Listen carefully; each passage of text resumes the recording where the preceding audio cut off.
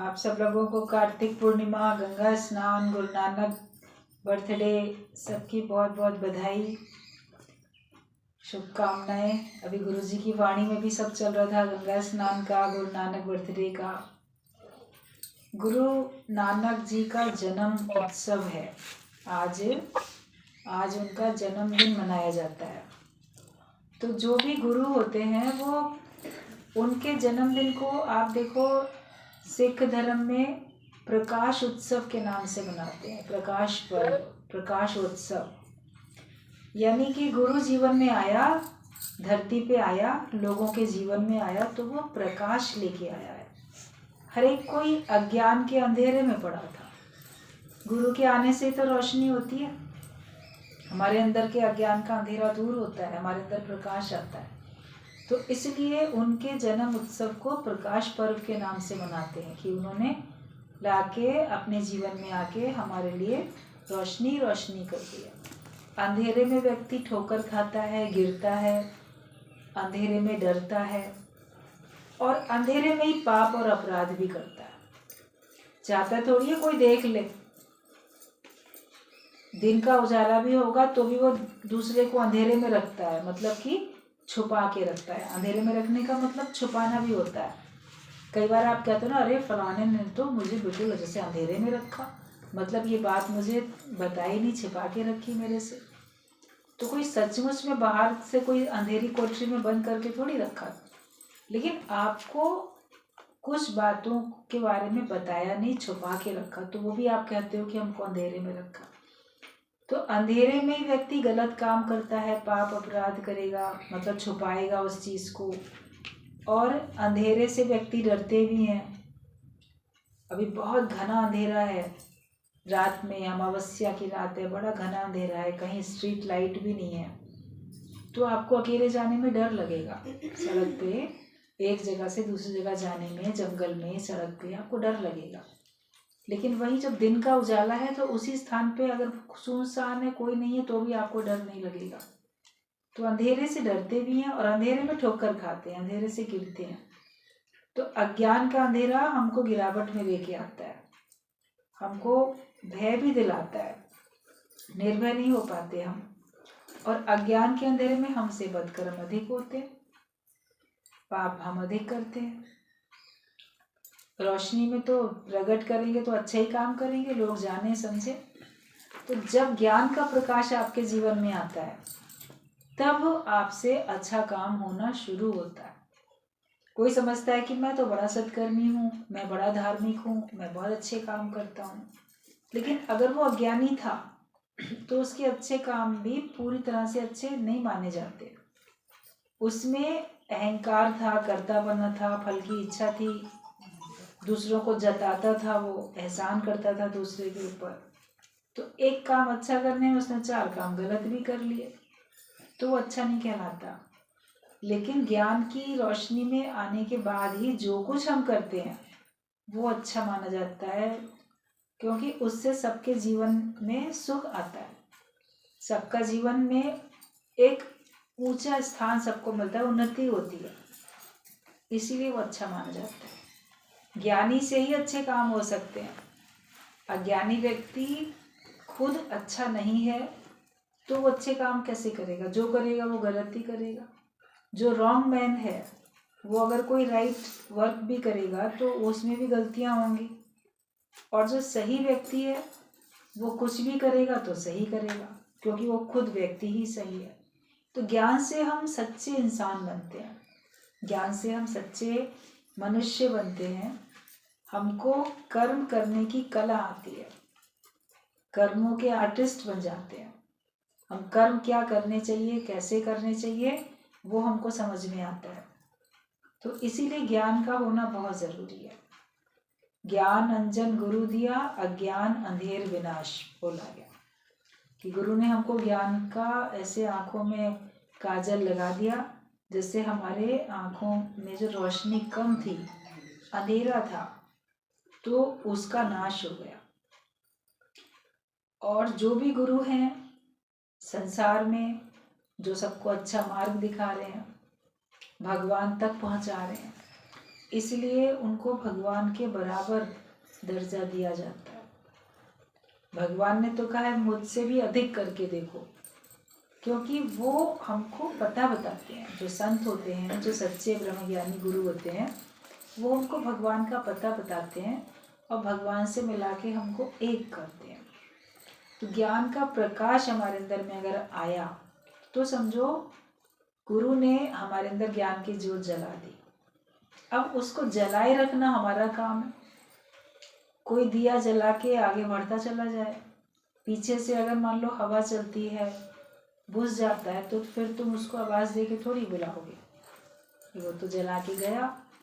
आपको माचिस की तीली एक लगा के उसको दोबारा जलाना है, या उसमें तेल अगर कम हुआ, ख़त्म हुआ, तो आप ही को तेल उसमें डालना है, उसको जलाए रखना है। तो श्रद्धा विश्वास का तेल आपको डाल के ही रखना है, आपको माया से परहेज करके ही रखना है। ज्ञान का दिया जलाए रखने के लिए आपको खुद को मेहनत करनी है। गुरु हर समय थोड़ी ना तुमको याद दिलाता रहेगा, वो हर समय थोड़ी तुमको कुछ मेहनत करके तुमको पकी पकाई देता रहेगा। अब उसने सिखा दिया, उसने बता दिया, जो जला दी। अब ये हमारी जलती रहनी चाहिए। और वो जब हम इस ज्ञान के दायरे में रहते हैं, सत्संग में रहते हैं, तो हमारे ज्ञान की ज्योत जलती रहती है, क्योंकि हम रहते ही इसी दायरे में। हम दूसरी बातें सोचते ही नहीं, दूसरी बातें बोलते ही नहीं, दूसरी बातें सुनते ही नहीं। अज्ञानता से भरे कर्म हम करते ही नहीं। हमारे चारों तरफ भगवान का पहरा है। हमारा अपना मन भी इसी दायरे में खुश रहना चाहता है, वो दूसरे दायरे में जाना भी नहीं चाहता। गुरु नानक देव ने आके जैसे इतने ज्ञान की ज्योत जलाई, इसलिए ये बहुत बड़ा त्योहार मनाया जाता है। जैसे जो लोग कृष्ण भगवान को मानते हैं तो जन्माष्टमी उनके लिए कितना बड़ा त्योहार है। जो राम को मानते हैं तो रामनवमी उनके लिए कितना बड़ा त्योहार है।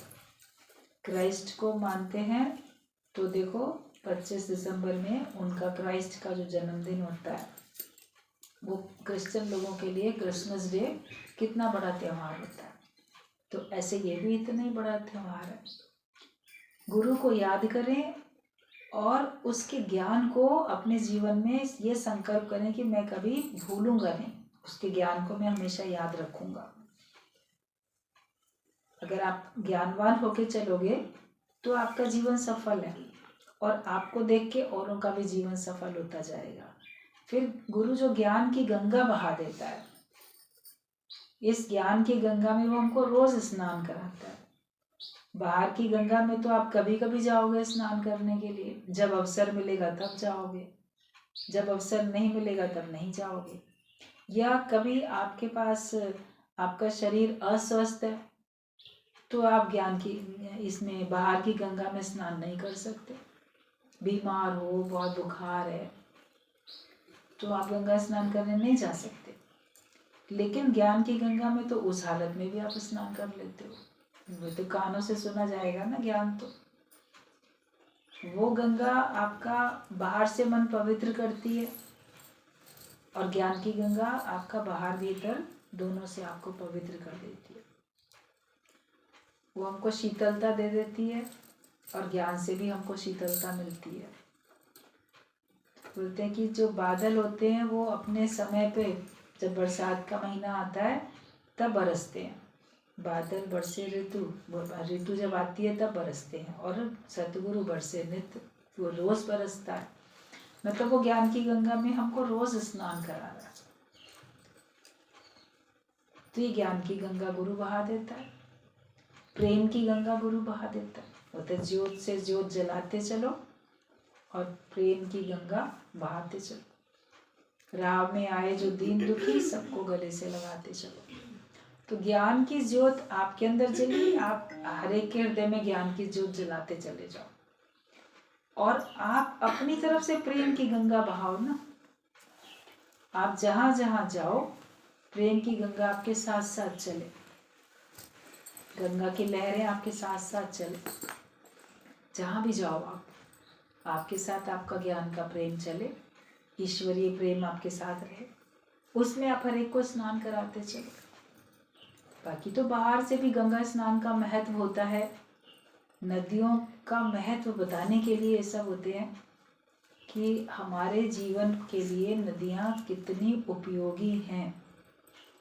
अपने देश में बहुत नदियाँ हैं, तो अपना देश की धरती भी कितनी उपजाऊ है, पानी की यहाँ कोई कमी नहीं। और जहाँ नहीं है नदियाँ तो वहाँ पे देखो पानी की कितनी कमी होती है, और उनको एक एक बूंद सोच सोच के खर्च करना पड़ता है। हालांकि यहाँ भी पानी को बचाए रखने के लिए बहुत जोर दिया जा रहा है, क्योंकि लोग इतना नाप शनाप खर्च कर रहे हैं। भगवान तो फिर भी दे रहा है बहुत, लेकिन हम उसको व्यर्थ गंवा रहे हैं।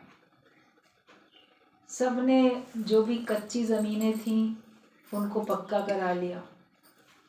घर आपके पास मिलता है, आपके पास होता है, उसमें चारों तरफ कच्ची ज़मीन भी होती है। आप उसमें घास लगाओ, कोई फूल लगाओ, कोई किचन गार्डन बनाओ, कोई आप बागवानी करो, कोई छोटी मोटी सब्जियां उगा लो, तो वो नहीं करेंगे। उसकी जगह पक्का बना के कौन मिट्टी मिट्टी करे, पक्का आंगन बना दो, तो जो बारिश का पानी बरसता है तो धरती के अंदर जाता ही नहीं। इतना सीमेंटेड पूरा बन गया। कमरा बना लेंगे, उस पर किराए पे चढ़ा देंगे। बिल्कुल अपने अपने घरों को सबने ऐसा कबूतर खाना, छोटे छोटे कोठरी टाइप बना दिए, ना हवा आए ना रोशनी आए ठीक से, सीलन वाले कमरे हो जाते हैं। पैसा, मनी माइंडेड है व्यक्ति, पैसे को महत्व देता है, सूर्य की रोशनी को और जो प्रकृति से जो ताज़ी हवा मिल रही है उसको महत्व नहीं देता। सड़क पर भी, अपने घर के बाहर भी पूरा पक्का कर देते हैं। हमें अपनी कार खड़ी करनी है, फिर गवर्नमेंट भी हम देख रहे हैं, जो फुटपाथ होते थे पहले दोनों तरफ में थोड़ी कच्ची ज़मीन होती थी, उस पर भी टाइल्स वगैरह लगा के पक्का कर दिया, चलो तुम लोग ऐसे ही करो। तो बरसात का पानी धरती के अंदर जाए तो जाए कैसे, इसलिए कमी हो रही है। वाटर लेवल आप देखो कितना नीचे चला गया। कई जगहों पे तो पानी ही धरती का ख़त्म हो गया। सबमर्सिबल लगा के लोगों ने पानी निकाल तो लिया, लेकिन पानी धरती में डाला नहीं। और कब तक आप निकालते चले जाओगे, उसका भी तो एक लिमिट है।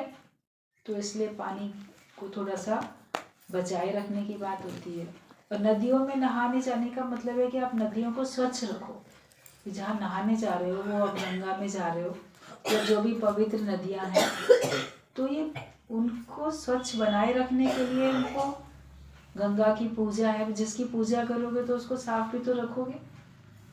एक तस्वीर के आगे भी अगर आप दिया जलाते हो, एक मूर्ति के आगे भी दिया जलाते हो, उसको भी धूल झाड़ लेते हो, कोई पोंछ लेते हो।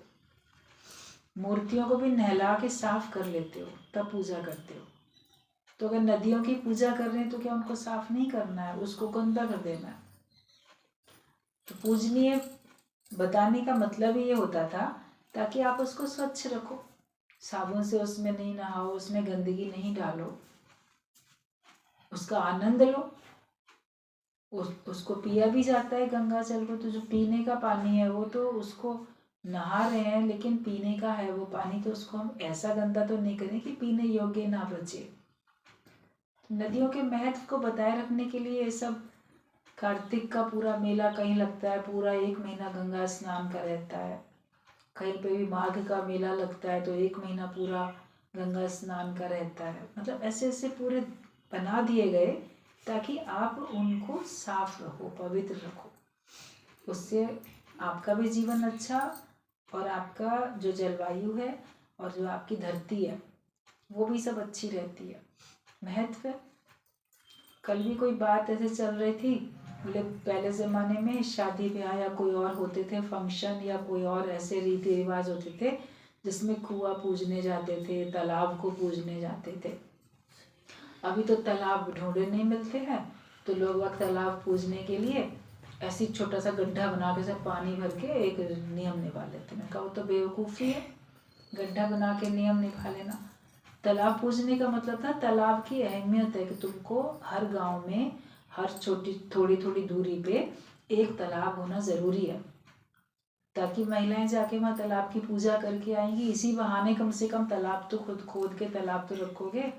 अभी तो तालाब के ऊपर ही लोगों ने पाट के घर बना लिए, एनक्रोचमेंट कर लिया। तो तालाब का महत्व है, उससे आप पानी का स्टोरेज है।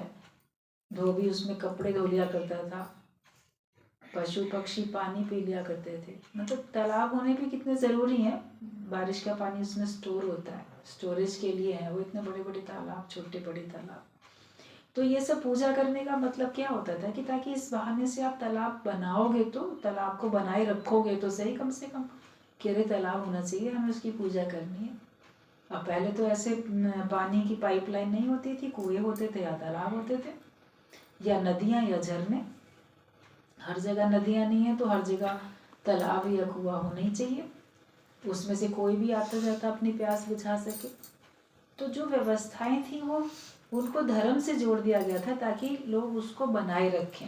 अब लोगों ने उसको तो समझा नहीं किस कारण से था, व्यर्थ का अपना रीति रिवाज बनाने के लिए चलो ये कर लेते। कौन सी वट सावित्री की पूजा में बड़ के पेड़ की पूजा करने जाने के बजाय वहाँ की टहनी तोड़ के ला के घर में उसकी पूजा कर ले। पेड़ की पूजा बताइए कि टहनी की पूजा बताई गई थी? पेड़ की पूजा करनी हो तो पेड़ के पास जाके वहाँ पे जल चढ़ा के आओ ना।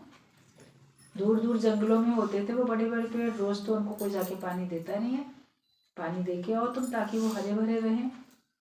आपने पेड़ की पूजा नहीं की, आपने पेड़ को तो काट के और उसकी हिंसा कर दी, हत्या कर दी, टहनियाँ तोड़ तोड़ के, वो तो गलत चीज़ है। तो क्या क्यों बताया जाता है, क्या कैसे करते हैं लोग? व्यर्थ में, बात को समझेंगे नहीं। जो भी कोई रीति रिवाज अगर थे भी तो उसके पीछे कोई कारण था और उसको धर्म से जोड़ दिया, क्योंकि धर्म पे तुम्हें चलना है। अभी धर्म पे कोई वैसे चलना चाहता नहीं है और नियम निभाने के लिए कुछ कुछ अपनी सहूलियत से काम कर लेते। घर से बाहर निकल के जाने में आनंद आता है, इतना मेला है, अभी मेले में जा रहे हैं, खुश हो रहे हैं। अभी घर में बैठ के भी सत्संग सुन लेते हो, ये ज्ञान का मेला होता है सत्संग का, इसमें आने पे तो आनंद आता है ना। सब साथ संगत के बीच में बैठते हो तो ऐसे बाहर के भी मेले हैं, गंगा स्नान है या कोई और मेला है, गए हैं, उसमें आनंद आ रहा है, परिवर्तन है, थोड़ा चेंज हो रहा है। बहुत सारे कारण होते हैं, आपका मन भी खुश रहता है और आपका प्रकृति के प्रति योगदान भी होता है। फिर किसी बहाने से वहाँ की सारे लोगों की आजीविका का भी बंदोबस्त हो जाता है। अगर कोई कहीं तीर्थ में या कहीं वहाँ पे जाएगा नहीं, मंदिर में या कहीं जाएगा नहीं, तो वहाँ पे आसपास के लोगों का ऐसे जीवन भी कैसे चलेगा, तो उसके सदके वो भी सब होता रहता है। कहीं भी आप देखो तीर्थ में जो भी या कोई भी ऐसा टूरिस्ट प्लेस होती है, तो किसी एक पॉइंट के, किसी एक मंदिर या किसी एक वजह से वहाँ पे कितने लोगों का सबका रोजगार चल जाता है। रिक्शे वाले, ऑटो वाले, ट्रांसपोर्ट का चल गया, रहने के लिए होटल, धर्मशाला, खाने पीने की चीज़ों का, बहुत कुछ सबसे मिलजुल के बहुत कुछ चलता रहता है। तो हर चीज़ के पीछे आप दूसरों को भी तो जैसे बता रहे हो ना, दूसरों को भी तो दे रहे हो ना, अपना भी हो रहा है काम, दूसरे का भी चल रहा है। तो ये सब व्यवस्थाएं बनी हुई हैं और सभी लोग तो कोई ब्रह्मज्ञानी है नहीं जो वो अपने आप में ऐसे स्थिर होके अपने आत्मिक निश्चय में रहेंगे। कर्मकांड के बहाने लोग जाते हैं, भक्ति के बहाने जाते हैं, वो सब चल रहा है उनका कारोबार। ज्ञानी का धर्म ये नहीं होता कि वो किसी को क्रिटिसाइज करे, आलोचना करे किसी की। जो जैसा हो रहा है वो सब ठीक है, सब ठीक है, सब ठीक है समझो, और आपको जो ठीक लग रहा है वो आप करो। कोई ज़बरदस्ती तो है नहीं कि तुम्हें करना ही है। जो आपका जितना मन पड़ता है उतना आप करते हो और जितनी बात समझ में आ जाती है उस हिसाब से आपका जीवन चलता है कि अपने आप में हमें संतुष्ट रहना तो आया, हम अपने जीवन में संतुष्ट तो होके रहते हैं। वरना होता हम कर पाए कि नहीं कर पाए, हम जा नहीं पाए। बोलो मन चंगा तो कटौती में गंगा, बोला गया। तुम्हारा मन अगर अच्छा है तो तुम जहाँ हो वहाँ पे तुमको उतना ही आनंद आ रहा है जितना तुमको गंगा स्नान करने में आनंद आता है। ज्ञान की गंगा में नहाने से आपका मन चंगा हो जाता है, मन अच्छा हो जाता है, मन के सारे जितने दोष हैं वो दूर हो जाते हैं। फिर आप हमेशा आनंद में रहते हो, फिर आप हमेशा प्रफुल्लित रहते हो। अपने अंदर में ज्ञान को पहले स्थान दो, 1000 काम छोड़ के पहले सत्संग है। पहला सत्संग हमारा काम, उसके बाद दूसरा काम। गुरु की कृपा है कि उसने हमको सत्संग का महत्व बताया, हमें सत्संग से जोड़ा, हमें नियम से सत्संग में आने के लिए प्रेरित किया और सत्य का ही संग करना सिखा दिया। तो सत्य का ही संग करो। गुरु का भी कहाँ कहाँ आना जाना होता है। अभी जो हम लोग पत्र पढ़ रहे हैं तो कहीं गुरुजी गए, वहाँ से आए, कभी सत्संगी प्रेमी यहाँ आए, फिर अपने घर गए, तो अपना विचार पत्रों के रूप में लेन देन होता रहा ना। वही तो हम लोग सब सुन रहे हैं। आज अब आगे अगला पत्र है, इसमें गुरुजी ने लिखा है कि हम सभी सुखपूर्वक यहाँ लखनऊ पहुँचे। किसी दूसरे शहर से वहाँ पे ज्ञान की गंगा बहा के सबको ज्ञानवान बनाने के लिए प्रेरणा दे के ज्ञान सुना के गुरु भी वापस अपने शहर में आते हैं, फिर बीच बीच में फिर जाते हैं। तो देखा है कि हम सभी सुखपूर्वक यहाँ लखनऊ पहुँचे, होली के दिन प्रेम के रंग बरसाते हुए। तो पहुँचे तो होली वाले दिन यहाँ लखनऊ में पहुँचे, तो देखिए प्रेम के रंग बरसाते हुए पहुँचे। सभी प्रेमियों ने जैसे अपने जन्मों की प्यास बुझाई। ये सभी को इंतज़ार था रे होली पर।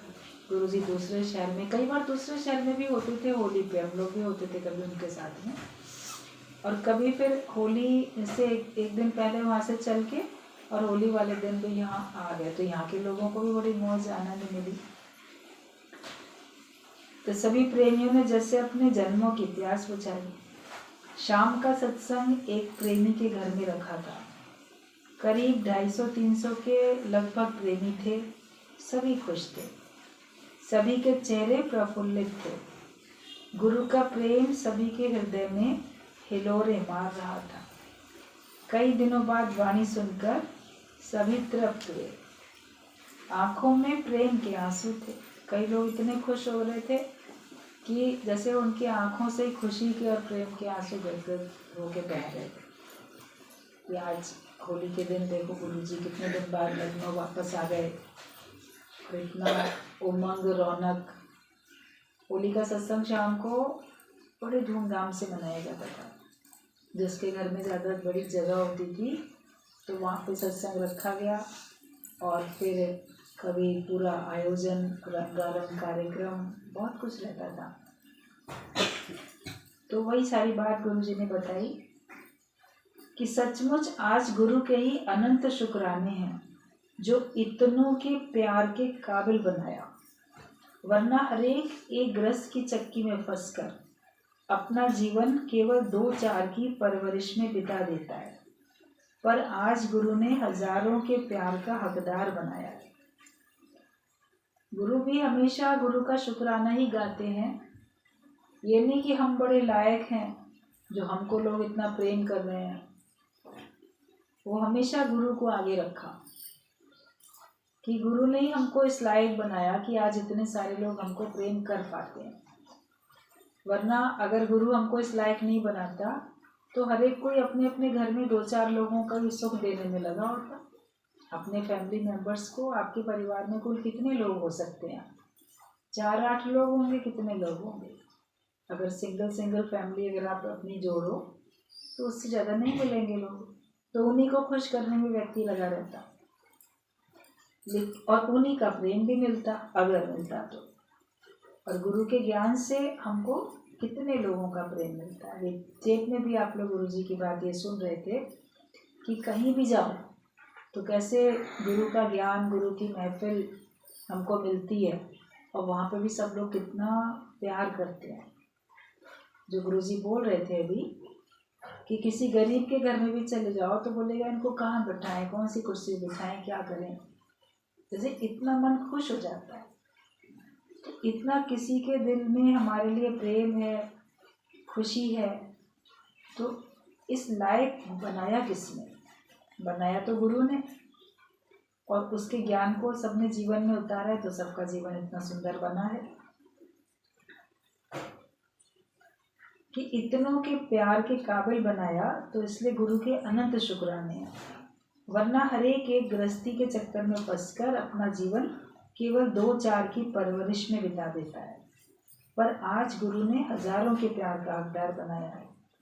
हर शहर में गुरु ने ही हम सबके लिए इतनी सुविधाएं कर रखी हैं।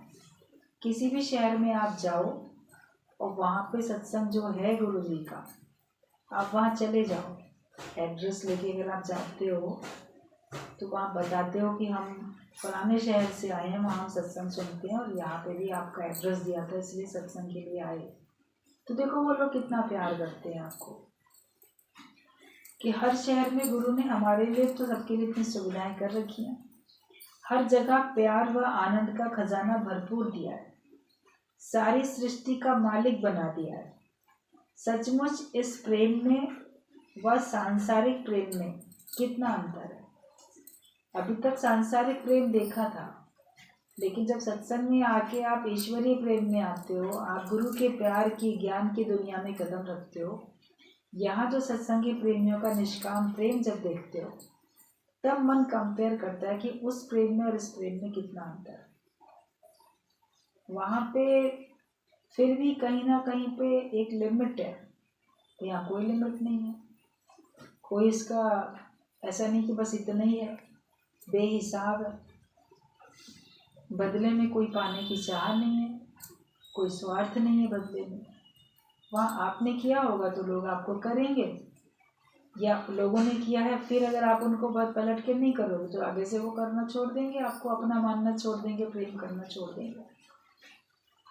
लेकिन किसी शहर में आप गए मान लो, और वहाँ पे आप सत्संग में गए, वहाँ से वापस आने के बाद मान लो आप उनको एक पत्र भी नहीं लिखते हो, आप अपने शहर में आके अपने सत्संग में मस्त हो जाते हो, तो उन लोग को बुरा थोड़ी लगता है।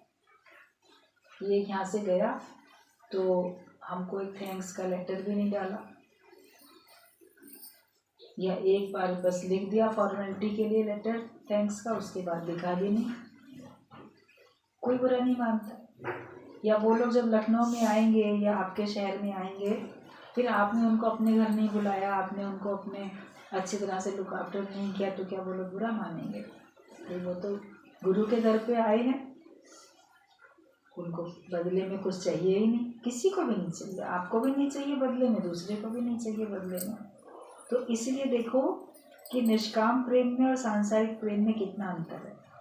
यहाँ कैसे गुरु ख्यालों से खाली कर देता है, और वहाँ सारी जिंदगी भी दे दो तो भी आखिर क्या है, आप अपना सारा जीवन भी दे डालते हो घर गृहस्थ के चक्कर में पड़ के संसार वालों को, तो भी कोई आपकी कदर नहीं।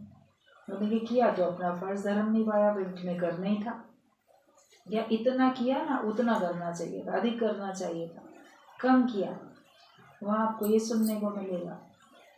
तो यहाँ तो गुरु आपको ख्यालों से ही खाली कर देता है। अंदर ही अंदर तुलना करके देखनी है कि सच्चाई कहाँ है, कौन सा प्रेम सच्चा है। सच्चा प्रेम वो है जो वास्तव में आपकी उन्नति के लिए कोई सोचता है, तो उसका जो प्रेम है वास्तव में सच्चा है, निष्काम प्रेम है, निस्वार्थ प्रेम है। गुरु का प्रेम सच्चा है, वो हमसे पलट के कुछ चाहता नहीं, लेकिन वो हमारी उन्नति की सोचता है, हमारे सच्चे सुख की उसको ख्याल होता है, फिक्र होती है कि इनको ऐसा सुख मिले जो फिर कभी इनके जीवन में से जाए नहीं। क्षणिक सुख नहीं देता है सच्चा गुरु, वो आपको सदा रहने वाला सुख देता है। तो गुरु के प्रेम में थोड़े बहुत संसार वालों के उलाहने जरूर खाने पड़ते हैं, पर फिर जो जीवन सुंदर बनती है वो माया में कभी भी बन नहीं सकती है। जब आपके मन में ईश्वर के लिए प्रेम है, सत्संग के लिए प्रेम है, आप गुरु का संग करते हो, गुरु के प्रति आपके मन में प्रेम है, तो आपको घर वालों से, समाज वालों थोड़े बहुत ताने उलाने सुनने को मिल सकते हैं। ये तो बस उन्हीं को ही महत्व देते हैं, हमको अब नहीं देते। इनके लिए सत्संग ही सब कुछ है, इनके लिए गुरु ही सब कुछ है, ऐसा सुनने को मिल सकता है। तो मिलता है, जब आप पूरा बनते हो तो मिलेगा ही इस तरह से सुनने को। लेकिन आप परवाह नहीं करते हो तो देखो आप ही का जीवन तो फिर अच्छा बनता है। बाद में वो लोग आपके बने हुए जीवन को देख के या खुश होते हैं या रश्क करते हैं कि अरे हमारा भी ऐसे ही बन जाता तो कितना अच्छा होता। फिर बाद में कोई बुरा नहीं मानता है। तो तुम अंदर ही अंदर तुलना करके देखो कि सच्चाई कहाँ है। संसार के प्रेम में सच्चाई है कि गुरु के प्रेम में सच्चाई है। माया का प्यार तुम्हें जीवन में बांधता है और गुरु आवागमन से छुटकारा दिलाकर हर एक के दिल का राजा बना देता है। जो माया का प्रेम है वो तुमको बंधन में लाएगा, जन्म मरण के चक्कर में भी लाएगा, 84 के बंधन में भी लाएगा। लेकिन जो गुरु का प्रेम है वो तुमको निर्बंधन करता है, वो आवागमन के चक्कर से छुड़ा देता है और हर एक के दिल का राजा बना देता है। आप सबके दिल में अपना स्थान बना पाते हो। बाहर से आपका अपना निजी घर बन पाए या ना बन पाए, आपको सारी जिंदगी किराए के मकान में ही मान लो रहना पड़ रहा है, आपका अपना घर नहीं बना, लेकिन गुरु आपको ऐसा तैयार करता है कि आप सबके दिल में अपना घर बना पाते हो। इतना हर एक को आप ज्ञान देके, निष्काम प्रेम देके अपना बना लेते हो कि सबके दिल में तुम्हारे लिए जगह है। तो ये बहुत बड़ी उपलब्धि होती है कि किसी के दिल में तुम्हारे लिए जगह हो। घर में हो सकती है, घर में नहीं भी हो सकती है, लेकिन तुम्हारे दिल में तो सबके लिए जगह होती है और तुम्हारे लिए भी सबके दिल में जगह बनती है। सचमुच सारी दुनिया तो अंधी है जो जगत को सच मानकर वहाँ से सुख प्राप्ति की आशा करती है, पर यहाँ तो गुरु हर दुख से ऊंचा उठा देता है। नित्य सुख, सच्चा सुख क्या है उसकी खबर तुम्हें देता है।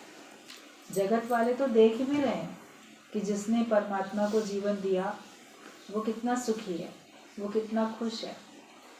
गुरु नानक देव ने बोला है कि सो सुखिया जिस नाम आधार, जिसने नाम का आधार लिया वही सुखी है। फिर नानक दुखिया सब संसार और सो सुखिया जिस नाम आधार। उसके बावजूद भी लोग क्या करेंगे, भगवान के नाम का आधार नहीं लेते। गुरु नानक देव को तो मान रहे हैं, गुरुद्वारे में आज गए होंगे कितने लोग, ऐसा नहीं है कि नहीं गए होंगे, सभी गए होंगे। जितने भी सिख, पंजाबी, जितने भी उनको मानने वाले हैं वो कंपलसरी ज़रूर गए होंगे। लेकिन फिर भी आधार अंदर से किसका लेके बैठे हैं? अगर माया का, पदार्थों का या व्यक्तियों का आधार लेके बैठे हैं तो उनको कभी न कभी दुख भी तो उठाना पड़ रहा है। जब गुरु की वाणी ये है कि वही सुखी है जो भगवान के नाम का आधार लेता है, मतलब ईश्वर का आधार लेके जो चलता है। उन्होंने तो बता दिया हमेशा से तुम कैसे सुखी रह सकते हो। अब ना रहो सुखी तो तुम्हारी अपनी मर्जी है, तुम्हारी अपनी गतमत है। आप भगवान का आज भी आधार ले लो तो तुम्हारे दुख फिर भी आज भी दूर हो सकते हैं। तो गुरु हमको हर बात से ऊंचा उठाता है। जगत वाले तो बिल्कुल वैसे अंधे हैं कि जो जगत को सच मानकर वहां से सुख प्राप्ति की आशा करते हैं। संसार में सुख है ही नहीं। मथनी तो जल में चला रहा, फिर घी निकलने की आस है। आप पानी में मथनी चलाओ, बहुत चलाओ, बहुत मेहनत करो, बोलो आखिरकार मेहनत तो रंग लाएगी ना, कभी ना कभी तो इसमें से घी निकल आएगा ना। लेकिन पानी में मथनी चलाने से क्या घी निकलेगा? आयु पर्यंत चलाते रहो तो आप दही में, दूध में, उसमें मिलाओगे तो आपको फिर भी घी, मक्खन निकलेगा, पानी में से नहीं निकलने वाला। तो जगत से सुख मिलने वाला है नहीं। आप जितना भी चाहो जगत में आप सुख की तलाश कर लो, जितना चाहो, लेकिन जहाँ जो चीज़ है ही नहीं तो मिलेगी कैसे? सुख तो भगवान के चरणों में है, शांति तो भगवान के चरणों में है, आनंद तो भगवान के चरणों में है। भगवान ने सारे पदार्थों में से सुख शांति निकाल के अपने पैरों में छिपा के रख ली। लक्ष्मी देवी तो सबको पदार्थ बांटने चली गई, सबको मिल भी गए, जिसने जो मांगा उसको मिला, लेकिन देखा खुश है ही नहीं, तृप्त है ही नहीं। तो कहती है मैंने इनकी मन की मुराद पूरी की, जो इन्होंने चाहा वो इनको दिया, तो भी ये खुश क्यों नहीं है? इतने अशांत हैं, खुश नहीं है। भगवान आपने क्या लिया था मेरे थाल में से? आपको सबसे पहले ऑफर किया था, आपने भी कोई चीज़ निकाल के रख ली थी, मैं देख नहीं पाई आपने क्या लिया था। तो भगवान ने, विष्णु ने कहा कि सारे पदार्थों में जो शांति थी, जो सुख था, वो मैंने निकाल के अपने चरणों में रख ली थी। पदार्थ लेंगे लोग, लेकिन सुख शांति नहीं ले पाएंगे। सुख शांति चाहिए तो उनको मेरे चरणों में आना पड़ेगा, शरण में आना पड़ेगा। जो भगवान के शरणागत होता है उसी के मन में सुख शांति रहती है, वरना हर एक का मन अशांत है, हर एक का मन दुखी है। ये जो एक रहस्य था, ये रहस्य हमको गुरु बता देता है कि कहाँ सुख है वहीं जाओ, वहीं से मिलेगा। जगत में है नहीं तो जगत से मिलेगा नहीं। तो पहले हम जगत में ढूंढते थे, अब वहाँ से तलाश करना बंद कर दिया, आ गए हम भगवान के चरणों में, उनको हम पूर्ण तरह से समर्पण अपना करते हैं, ईश्वर का नाम लेते हैं, तो आपका दुख कभी है ही नहीं, था ही नहीं, ऐसा महसूस आप करते हो कि मेरे अंदर भी कभी दुख जैसे था ही नहीं। वरना लोग जैसे सुखी हो भी जाते हैं, कहते हैं हम लोग पहले ना बहुत दुखी रहते थे, फिर आप बोलोगे जैसे दुख था ही नहीं कभी, सपने की बात थी वो। तो जो समय बीत गया वो बिल्कुल सपना लगने लगता है कि सपने जैसी बात थी। तो मैं कैसे कहूँ कि मैं दुखी था? सचमुच में तो मैं कभी दुखी था ही नहीं, दुख तो बना ही नहीं था, मैं तो सदा से ही सुखी था। मैं तो सदा सुख अपना महसूस करता हूँ और मैं सदा सुखी रहने वाला हूँ। तो जगत से सुख की आशा ही ज्ञानी नहीं करता है, और गुरु तो हर दुख से ऊंचा उठा देता है। नित्य सुख, सच्चा सुख क्या है उसकी खबर दे देता है। तुम कोई चिंता ना करो, सब प्रभु के हुक्म पर छोड़ दो, तो तुम सदा के लिए सुखी हो जाओगे। गुरु बस एक ही बात कहते हैं कि तुम चिंता नहीं करो, मेरी चिंता हरि करे, मुझे ना चिंता कोई। तुम्हें किसी बात की चिंता करने की जरूरत नहीं है, और सब कुछ भगवान के हुक्म पे छोड़ दो। जैसा भगवान का हुक्म है वैसे ही होता है। हुक्म में अंदर हर कोई, बाहर हुक्म ना कोई।